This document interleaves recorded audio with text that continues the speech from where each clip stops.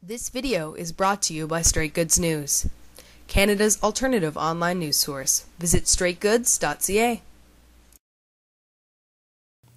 124 lawyers and law professors from across Canada have signed a letter to the Prime Minister and to parliamentarians calling on them to remove the proposed changes to environmental laws from Bill C-38 and to consider them in a separate bill. We feel that the approach that the government has taken is really it's an underhanded way to circumvent parliamentary and public discussion of some absolutely fundamental issues to Canadian democracy and to the protection of Canada's natural ecosystems. I want to focus on the Canadian Environmental Assessment Act for a minute, and then will speak about the Fisheries Act. The Canadian Environmental Assessment, an example of how this the lack of public consideration and parliamentary reflection on this bill is demonstrated by the Canadian Environmental Assessment Act and how it's been treated. What we have right now is a law that requires environmental assessments to be undertaken, that requires scientific study and further analysis. What we are getting is a framework that maximizes the exercise of political interference in the environmental assessment process. That's what we're getting.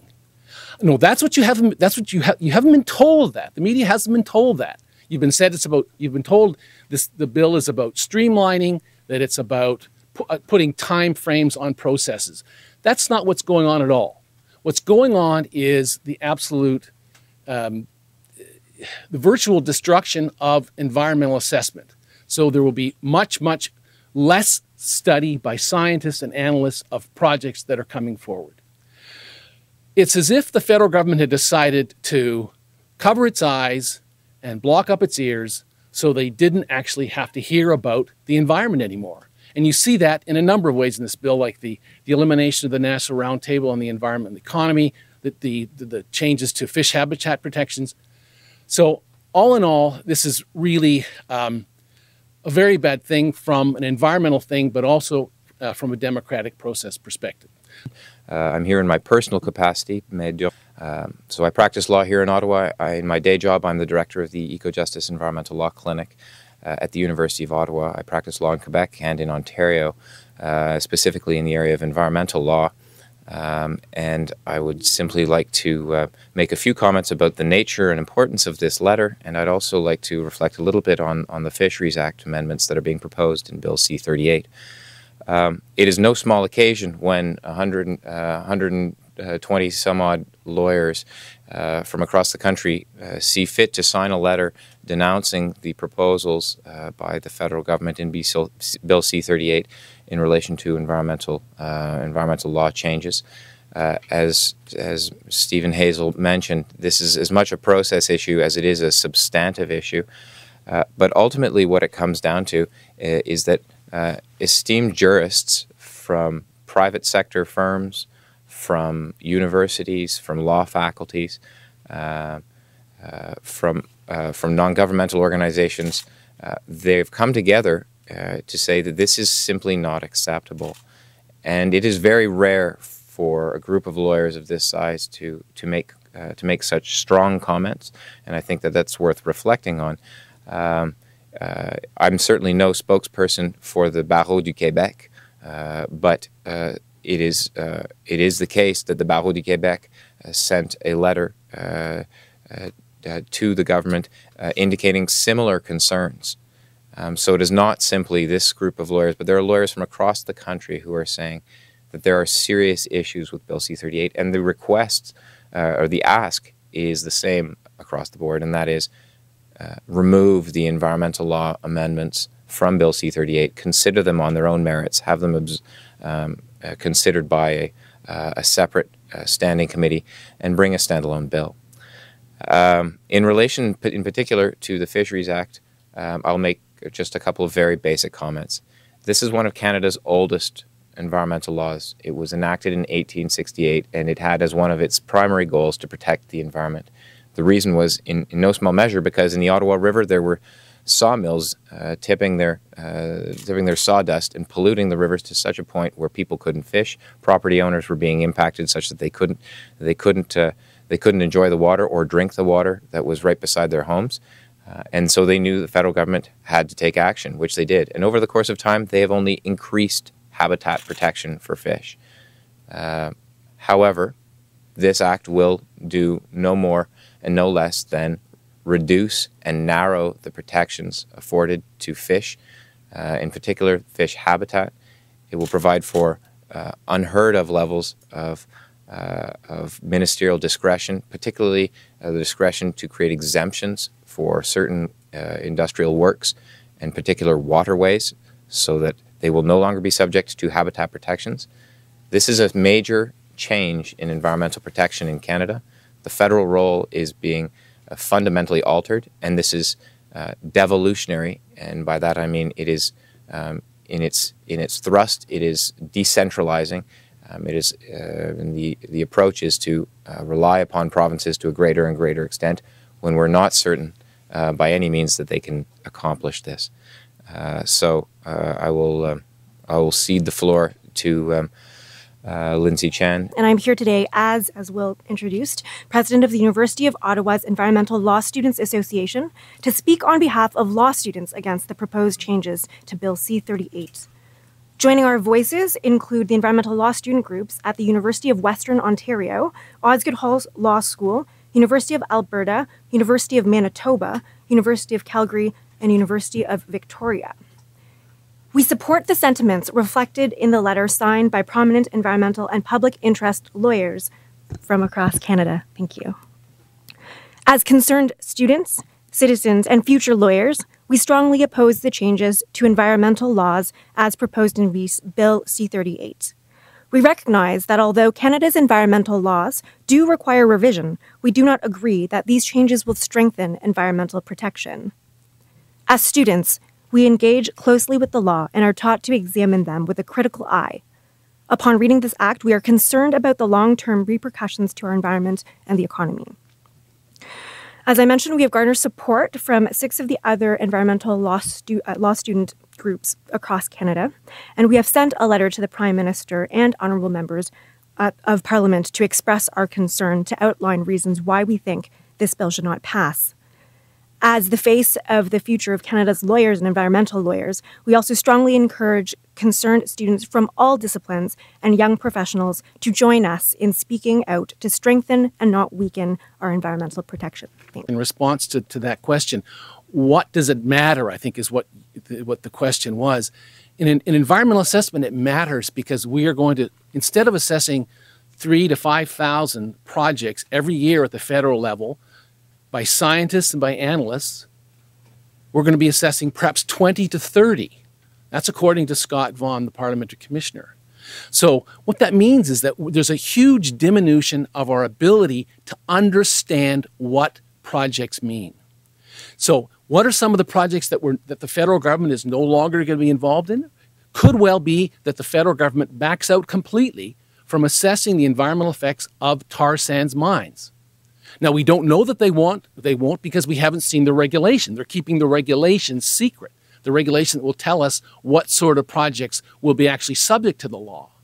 So, and so there's it's tremendously important what they're doing. There was a question about timing, about well, what's taking you lawyers so long to get around to criticizing this bill? The budget itself, and this is the point of Elizabeth May's point of order, which I thought was very much in order. The problem with that, the problem is that the budget itself didn't say what the implementation bill says. The budget said about environmental assessment, it said we're going to streamline, we're going to improve timelines. That's not what they did. They repealed the entire act and replaced it by something that will produce fewer and more fragmentary environmental assessments. So we didn't see the implementation bill until several weeks ago, several weeks after the budget was introduced. So we've really only had a few weeks to try and comprehend what's going on. You've got a 420-page bill. And even lawyers, it takes a while to try to figure that out, try to understand what it all means. So I think that's partly why there was delay as well. Amos, vous êtes un avocat, vous êtes à la tête. I think it's fair to suggest that any group that is opposed to this is going to looking at all options on the table. The problem is that this isn't the way that public policy should be made.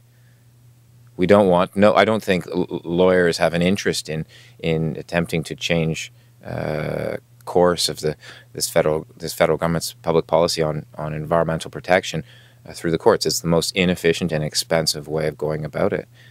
This letter is all about exerting whatever influence 125 distinguished counsel can provide. So, can I just follow up? We've got a bill that's 420 pages long, or the longest piece of legislation I've ever seen, and probably that you'll ever see. The government is not prepared to accept a single amendment. Now, that strikes me as pretty surprising that they've achieved such perfection in this legislation that they won't accept a single amendment. It's kind of like an autocrat, in whatever country you want to name, receiving 100% of the popular vote in an election. I mean, such perfection, I don't really think that's possible. But I want to give one example of a possible lawsuit that there will be lots of lawsuits coming out of this, because there are lots of mistakes. There are lots of new concepts in the Environmental Assessment Act anyway that have not been tested. They haven't talked to industry by and large. They haven't talked to the environmental community. One of these concepts is the concept of interested party. So part of the Environmental Assessment Act, what they want to do is limit the sorts of people that can get involved in the public consultations. So the panel reviews and the National Energy Board will have to decide who is an interested party anyway. Well, you can imagine, just saying the words, you can imagine that when the National Energy Board or a joint panel review over a tar sands project says, well, Sierra Club, you're not allowed to participate in this process. What's their next stop? Their next stop is federal court. It's obvious. And this all could have been avoided if we'd had a proper consultation process, as previous governments, as the Mulroney government did, as the Chrétien government did, had a proper process of consulting with all stakeholders, not just the environmental community, but industry and provinces and First Nations. Talk with and figure out the best way forward. They've chosen the path of secrecy, and as a word to proponents out there, if you think that this approach is going to make life easier for your projects in the future, you're sorely mistaken, because there will be lawsuits at every turn. Are you opposed? The government says that these changes to the legislation, the various pieces of legislation, are there to streamline the process, aid in perhaps the development of, be it the oil sands mining projects, what have you. Are you opposed to the goal of the bill or the way it's being done, or both? The bill is bad. The process is bad. You're repeating their language of, well, it's about streamlining. It's about time. I'm telling you, it's not about that. If you read the bill, you will see that what this legislation is about is basically eliminating legally required environmental assessments. And what you're replacing it with is a framework for the exercise of political discretion by the Prime Minister and the Minister of Environment at whatever point they choose in the process. Now, I expect that there will be some environmental assessments in the future. It probably won't go down to zero. It may only be 20 to 30 a year, as Scott Vaughan indicated. But it's part of a pattern of basically, we don't want to hear about environmental stuff. We're tired of hearing about it. We're tired of seeing about it. Just forget all that. And secondly, they want to reduce the voices that will challenge that. So they've eliminated the National Roundtable. They're doing away with the scientists who have done such extraordinary work in the experimental lakes area. Figuring out acid rain and its impacts. Figure out the impacts of phosphorus on freshwater ecosystems. We'll get rid of experimental lakes, renowned all around the world. So it's the same mistake that Mike Harris made in Ontario. He didn't like hearing about environmental stuff either. So he just got rid of all the people that actually looked after water quality at the municipal level. And we know what happened. Walkerton happened.